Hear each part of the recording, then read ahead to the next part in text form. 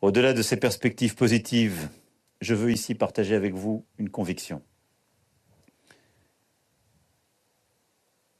Notre pays et notre continent devront continuer de se défendre, de se doter, de se préparer, si nous voulons éviter la guerre. C'est le choix que nous avons fait, que nous continuerons de faire. La dissuasion est à cet égard une composante historique et essentielle de la défense de la nation. Et c'est une chance pour notre pays. C'est pourquoi nous continuerons de renforcer chacune de ces composantes. J'aurai l'occasion de revenir sur chacun de ces points dans les semaines et les mois qui viennent.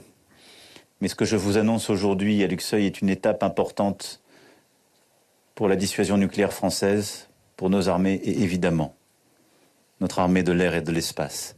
Mais au-delà des capacités, au-delà des investissements, au-delà des équipements, ce qui fait la force de nos armées, ce sont les femmes et les hommes qui la composent. C'est votre expérience acquise sur tous les théâtres d'opération pour défendre notre espace aérien comme ceux de nos alliés ou pour les missions les plus délicates que vous avez pu effectuer dans les derniers mois ou les dernières années. Et c'est cette force d'âme qui compte pour moi plus que tout. Nul ne sait dire ce qui adviendra dans les mois, les années qui viennent. Ce que je veux, c'est que nous soyons prêts.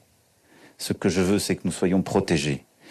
Ce que je sais, c'est que grâce à cette culture de l'engagement, à la force de nos armées, à la force de notre armée de l'air et de l'espace, ensemble, nous saurons faire face.